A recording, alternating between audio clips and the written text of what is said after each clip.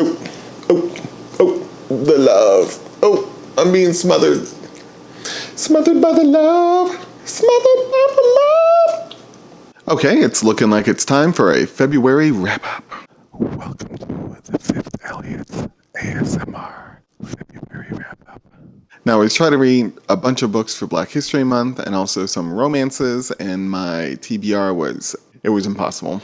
I did not get to, almost any romances that I wanted to read, and I don't even know if I got halfway through the list of Black History books that I wanted to read. However, I did add in a few other books as I was traveling and then found some that were on audiobook. A lot of the books that I had picked for February just were not available anywhere for free, and I already had a physical copy of most of them, so I didn't want to go out and buy like a $20 audiobook version of it when I already had it, you know? So the library and Scribd let me down. Okay, the first book that I read was a Little People Big Dreams book. This is a children's book introducing famous people from history and introducing them as children, but kind of leading up to the point where they became the person that they're famous for being. And for this book, I picked Rosa Parks, and I picked it because superficially, she was the most adorable little cartoon girl out of all of those books. She was cute. Look at those little curls. Look at those glasses. Look at those little rosy bitchy cheekies. I ended up giving it 3 stars. I wasn't expecting this to be a 5-star book or anything crazy. It was a nice little brief introduction to kind of get the general idea of who Rosa Parks was for like a 5 or 6-year-old or something. So yeah, Rosa Parks' book was cute and sort of informative, but didn't really go into, obviously, any kind of real depth with her history. The series eavesdropping on the BookTube video. Okay, the next book that I read was Dear Edward. This book I actually did a vlog on, and I had read it for the Barnes & Noble Book Club at the beginning of February. It was amazing, and I loved it, and the writing style was fantastic, and it was like a literary shepherd's tone. I loved Dear Edward. Your eye boogers cleaned out. You got eye boogers. Yes, you do. I won't really go into much depth with Dear Edward because I did a whole vlog on it. I'll post it up here or something. Oh, I gave Dear Edward 5 stars. It was amazing. The third book that I read for February was The Girl Who Drank in the Moon. This was an audiobook. I had heard a lot of people who like middle grade books raving about it. It was also the book club pick for middle grade March of 2018 or 19. So I wanted to make sure I got to it. I thought it was going to be super magical and amazing. You know, it's a middle grade book, so it's not like hard to figure out what's going to happen. But I think knowing what was going to happen so early kind of made me like feel like, okay, hurry up and get there. Okay, what do you need? You need love. I gave The Girl Who Drank in the Moon 4 stars. I think it'd be really good for any parents, specifically mothers, who have a daughter or any child, but I think the daughter aspect might kind of, hello, I'm trying to make a video. You're going to be put down. You're going to be put down. You're going to be disciplined. Are you being a brat? Are you being a brat? Good boy.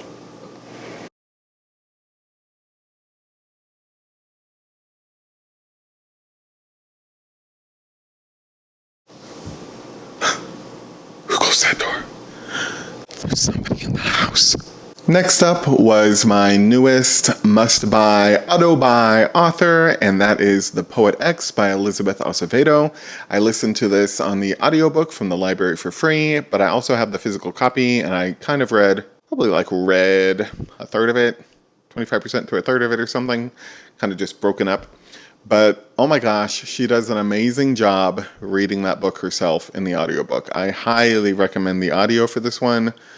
Audio. I ended up giving this one 5 stars. I thought it was just an amazing story. And when I got done with it, I realized it was a YA story, but it didn't feel like YA. And this book is about an Afro-Latino girl with like actual real problems. You know, it's totally different. It almost doesn't feel YA. It feels I don't know. It just doesn't feel like white. It doesn't feel like white people YA. Okay, I don't know. This is going to be difficult to edit without sounding a racist. The poetry that was in it was amazing. I loved how Elizabeth used it in the audiobook. It was a great story of oppression within families. It was kind of a brother-sister story about these two siblings, they're twins, kind of growing apart and growing into their individual selves. And of course, because they're teenagers, their parents are still in charge of taking care of them, so still have rules for them. And the children are about to become adults, so they're trying to break away from these rules and trying to develop into their own adult versions of themselves. So that always creates some conflict. Parents, you just need to ease up a little bit. Your kids are almost able to be shipped off for war. They can stay out past 9, okay? But just the very easy, accessible writing style made it such an enjoyable book to read. It was fantastic. All that poetry was just really great. The dynamic between her and her brother and her family with her teachers. I mean, it was fantastic. It was a fantastic book. 5 stars, obviously. I think I said that. Next up, I read The One. Now, this is a story about a scientist who discovers that somewhere in our DNA chain is a code that links us to one other person on the planet, and they're the chosen one for us, or the one for us. So starts being able to, kind of like the 23andMe and Ancestry.com, you can sign up on their website, and then when your match is found, they will link the two of you guys up, and people are uprooting their lives, divorcing people, running away, abandoning their responsibilities to go hurry up and be with the one. And it kind of follows 6 different people. And at first I thought it was just going to be kind of at first I thought it was going to be romancy. Then I thought, okay, this sounds kind of, what are you doing? This sounds kind of more like contemporary sci-fi, like sci-fi realism, contemporary, I don't know. And then it ended up being 6 thrillers at the end of it. I was like, whoa, each of the stories got a little twist. So if you enjoy books with twists, this is one book with 6 twists. I thought it was fantastic, and Roscoe kicked the microphone. Would you like to apologize? No. Do I get kisses? Do I get kisses? I don't even get kisses. Okay, so something that drives me crazy is when somebody releases a breath that they didn't know that they were holding. It's so cheesy that it just cracks me up. Immediately takes me out of a story, makes me roll my eyes, and this book did have it once. Okay, now something that is known in this book, at least everyone that I've seen talk about this book knows about it, so potential spoiler if you've never seen another video about The One, but one of the people is a serial killer. And immediately upon introduction of the character, I was riding around with my boss in Colorado at the time when we were reading this. I said, I bet you the serial killer gets linked up with a cop. And ta-da, yes, linked up with a cop. So kind of predictable and cheesy, but it was still really good and interesting. And the twist on that one ended up being really good. Okay, that was definitely a spoiler. Now, this kind of also brings into question the idea of, say this was true. Say somewhere in our DNA chain was a little picture of the person you're supposed to be destined for, that you're perfect for. You're just going to have this easy, perfect, natural relationship and bond together. Okay, now say you discover this person when you're 40. Okay, now nature is saying that you're supposed to be together because of your DNA linking the two of you together. But what about the nurture aspects of this person going for 30 to 40 years? Okay, yeah, you're going to be really bonded with them, have a really easy time falling in love, your chemistry should be very easygoing, but what if that person is a serial killer? Or what if that person was raised extremely religiously strict and you are just a wild free hippie? I mean, there's a lot of issues that could come up with this, and I don't think it really touched enough on that. I think it would have been really interesting if they had gone on to that, and I kind of wish that there was The One Part 2, where it was just 6 more stories, because you could kind of just continue the series on forever, because there was millions of people who had taken this test and gotten linked together. So they could just tell more stories, and I would be all for it. I would probably read every single one of those books. I ended up giving the one 5 stars. Oh, something else that was in the one was a line, what did it say? Someone had a picture of somebody on her phone screensaver. I've never had a phone with a screensaver. I've had a wallpaper though. I don't know if this is just like the author is old and didn't like know the correct term, or if it's a country by country kind of thing. Is this written in Canada? Is this a Canadian author? I'm not sure. Is it like, do people elsewhere not call it your phone wallpaper? Is it called a screensaver somewhere? You people are weird. Another 5-star book I read while driving back from Colorado was Oprah Winfrey's What I Know for Sure. Now this is a very short book, just kind of full of wisdom, anecdotes about her life and how they kind of tie into this wisdom. It had a spiritual edge to it without being overly religious. So if you're kind of not a religious person, I still think you could get something out of this without being like, she's thrusting the Bible in my face. And even at one point she points out that it's like easy to kind of identify her spirituality through religion and the Bible, you know, the kind of wisdoms and life lessons, but she isn't necessarily meaning it to be like Bible-y. She says she's more spiritual than religious also. If you grew up in a household where it was Oprah and Prince, and that was your world, with a little bit of DeBarge and Sheila E., then, I mean, you're going to like it. It's full of Oprah-ness. It was good. After that, I ended up reading The Nickel Boys, which I anticipated being a 5-star read. It's not super long. I was kind of thinking it was going to sort of feel like The Color Purple, which is one of my favorite books. But like it didn't. It ended up feeling a little bit like Stephen King's The Institute. And then at the very end kind of saved itself from being a 2-star read. The very end of it I thought was really good, and it felt like it was totally written in a different style, like an entirely different person had wrote the very end of it versus the whole meat of the book. And I really liked the end of the book. So it got moved up to 3 stars, but I don't know, I'm feeling like maybe I need to reread that one because everybody in the world is freaking loving it, and it seemed like something I was going to love, and then it just fell so flat for me. That might be on a reread list later. After The Nickel Boys, I ended up reading a 5-star book, The Color Purple by Alice Walker. This is one of my favorite books and one of my favorite films. I grew up watching the film repeatedly with my mother. I think we together probably watched it 20 times or something. Anytime we could find it on TV, she would call me and I'd come rushing in and we'd make tea and toast and we would sit down and watch Celie and Nettie. And since I'm not much of a TV watcher, if she catches it on TV, she always texts me to say, oh my God, The Color Purple's on channel whatever. Even knowing I don't even have cable, but she still tells me what channel it's on because she's a mother. I ended up getting to go and see the 35th re-release of The Color Purple in theaters. My best friend found it on Instagram, I think it was, and freaked out. So we immediately got tickets. It was amazing. It was so amazing. I don't know if they had ever previously brought it back to the theater again, but if so, I'm devastated that I missed it. I am going to be making a bookmark out of my little movie stub. I'm super excited. It was great.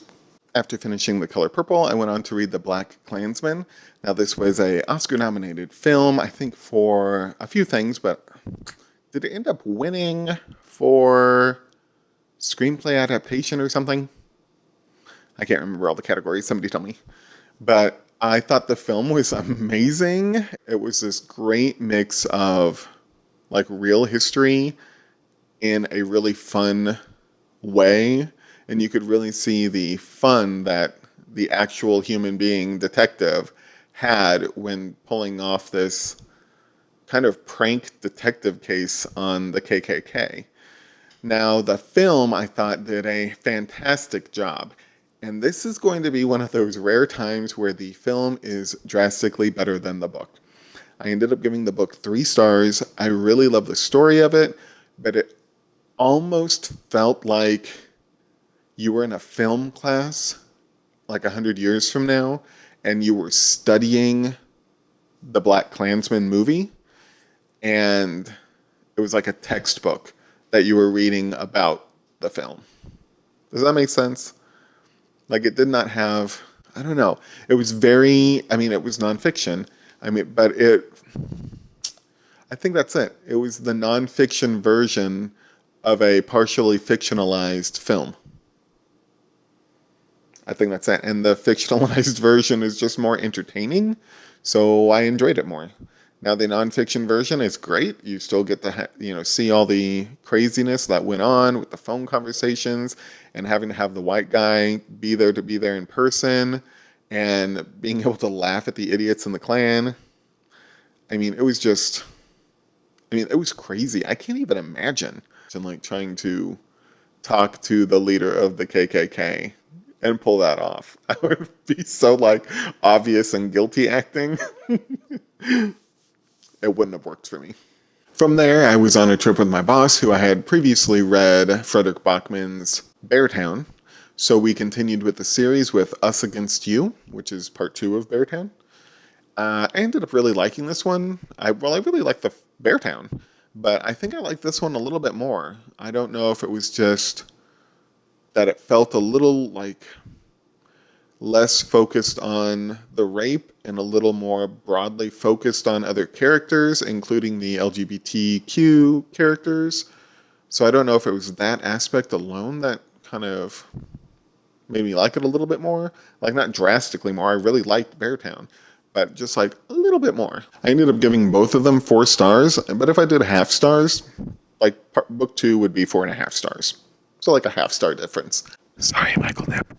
Oh my gosh. Speaking of half-star ratings driving Michael Nip crazy, I just watched somebody's video and they gave a book 3.75 stars.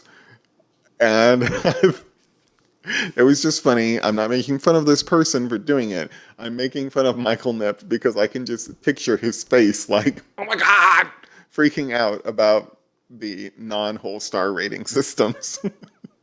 Okay, so I started with a romance book that was on the audio apps, and it was the Bette Davis Club. Oh my gosh, I think that's the very first time I've ever said the Bette Davis Club and not the Bette Davis Book Club.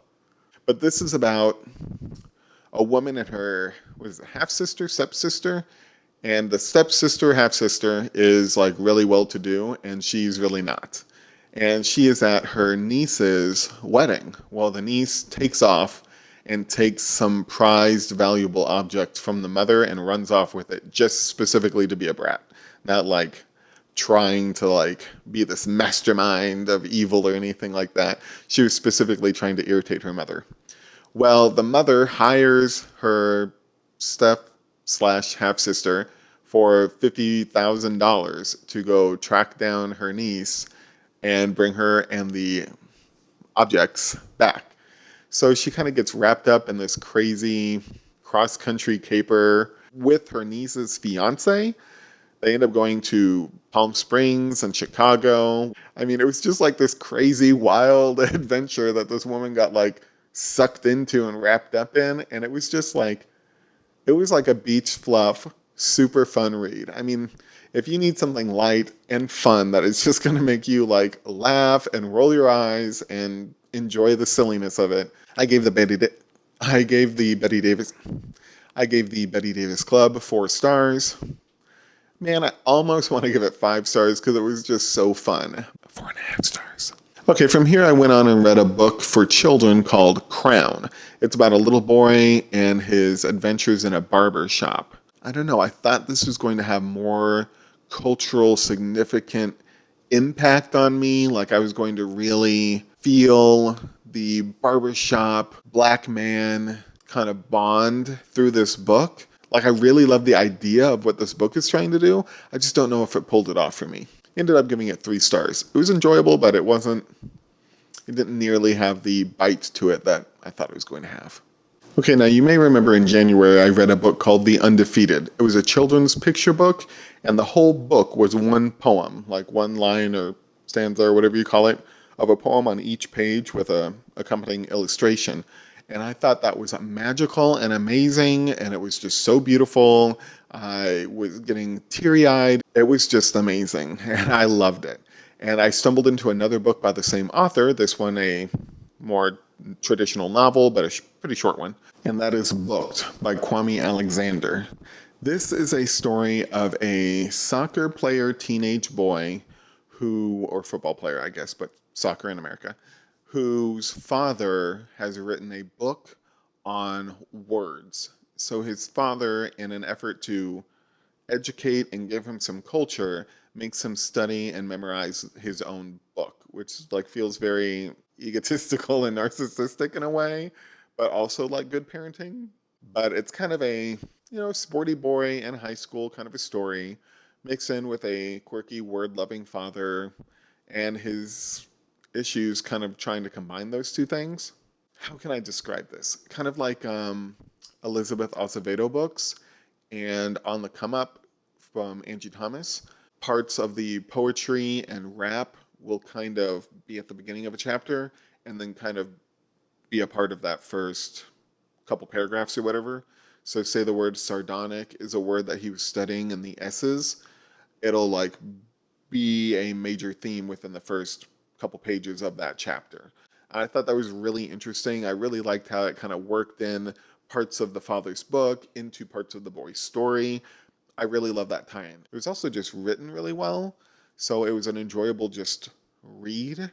But overall, I mean, I just don't get sports, so that aspect of it was lost on me. The fact that it was a teenager was, a little lost on me. Mainly the things that I enjoyed were the writing style and the father's book of crazy words. I ended up giving Booked 4 stars, kind of really a 3.5. Like, it would have been 3, but I really loved the way it was written. I really loved the father's word book mixed into the story. Those two aspects kind of bumped it up to a 4-star for me. Otherwise, it would have been a 3. From here, I ended up reading On the Come Up by Angie Thomas. This is a story about Bree, and she's in high school, and she's trying to become a rapper, particularly to try to save her family financially from a bunch of hardships, and to kind of not have to rely on some negative ways of earning money in her neighborhood. Now, this is told apparently from the same neighborhood that The Hate You Give is based on, because Bree frequently mentions what happened in The Hate You Give. So it's an aspect of like the increased security at her school is a direct result of what happened in The Hate You Give. And I really love that the universes were like, well, not universes, but like the two stories were like, here's The Hate You Give, and like right here is On the Come Up like a couple months later. I really like that, and I really wish it was done even more than it was, but I ended up giving it 5 stars. I really thought it was phenomenal, and just like Elizabeth Acevedo's books, I felt like this is YA with for real problems, like actual human problems, like problems you could identify with if you're young and in these girls' situations, or if you're an adult in any situation and you've ever seen the news. Like you can kind of see these problems and relate to them a little bit. So much more than silly nonsense imaginary problems that so many YA books kind of get into. So if you're not a YA person, you still may like these books. Okay, from here I went into a book that I just thought for sure was going to be like a 5.5-star book out of 5. Brown Girl Dreaming. I kept seeing it at the bookstores when I was there and finally ended up getting a copy of it. It is a story about a young black girl and her family growing up as Jehovah's Witness, and it's told in like verse. Okay, I'm not super religious. Hearing how oppressed she was by being Jehovah's Witness and the nonsense that she had to go through was kind of a little bit of a downer. But I really enjoyed the way it was written, kind of how you could feel like one chapter was just like one big long poem almost. Like that was done really well. So kind of similar to Book. I didn't necessarily like the story, but I really loved the way it was told. I ended up giving Brown Girl Dreaming 4 stars. And the last book that I read for the month was Station 11. Now this just happened to come up on the library app saying, hey, it's off hold, it's checked out for you now. So I read it just because it popped up. Now everyone that I know who has read this book is always talking about like how Shakespearean it is. And I like Shakespearean language, so I thought, oh, I should really like this. Okay, I don't know if I just don't study Shakespeare enough to get it. Like, is this supposed to be a retelling of King Lear or Midsummer Night's Dream, the two Shakespeare plays that are most often mentioned in the story? I mean, I don't know. If so, and you understood that, and you like knew King Lear and Midsummer Night's Dream well enough to like catch the connections, maybe you would like it more. But to me, anybody who mentions anything about Shakespeare being related to this book has never read this book. I mean, it could very easily have been a traveling group of plumbers or a traveling roller skate dance team. I mean, if it is connected to those two Shakespeare plays, great, fantastic. However, I'm going to have to say that it just does not translate well to somebody who does not know Shakespeare that well. And I still enjoy Shakespeare. I mean, I didn't have an English degree. Maybe you need an English degree to get this. I don't know. I don't know.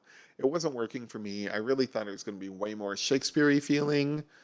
Once again, that could just be down to my Shakespeare ignorance. It kind of was just a post-apocalyptic story following a troupe of players that do Shakespeare plays kind of around Lake Michigan. Like they keep just traveling back and forth. And it kind of tells you little bits about the towns and how they change from one year to the next as they make their way back to them. Something that really drove me insane and really brought me out of this book was the fact that there was naturally in this post-apocalyptic world a religious zealot crazy person who was misquoting religious texts and even confusing, spoiler alert, and even confusing comic books as some religious thing in order to like control people and manipulate people and be worshipped. And I feel like every single freaking post-apocalyptic story that you could possibly come across has this identical character in it. And it just feels so cheesy and so overplayed. I mean, I haven't even read that many of these kind of books, but just from like TV shows and movies, I mean, this might be more overdone than the chosen one girl from poverty trope. Ah, I ended up giving it 3 stars. It was written well enough. I enjoyed hearing people complaining about their travels, and I enjoyed the aspect where people were named like the sixth guitar or whatever their kind of position was, and not necessarily by their name. I also enjoyed that in Annihilation. It kind of, in one way, makes them feel like you know them less, but in another way makes it so you kind of identify them easier and know them more. Well, anyways, that was the end of February for me. I am starting into March now. What is this, March 4th? Do you want to know who Rosa Parks is? Are you going to teach everybody about Rosa Parks?